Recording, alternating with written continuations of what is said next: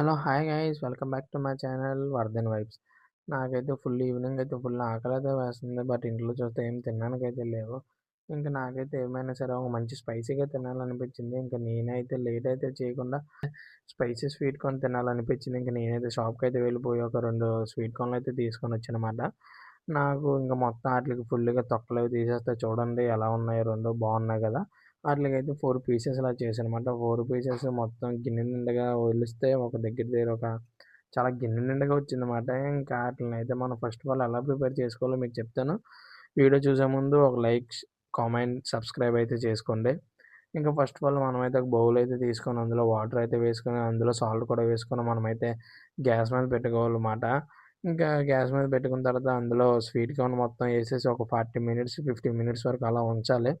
తర్వాత మనం ఇంకా ఆటిలినైతే తీసి salt, chilli powder, black pepper అయితే వేసుకోవాలి అందులో. లెమన్ ఏసుకొని ఫుల్‌గా మిక్స్ అయితే చేసుకోవాలి.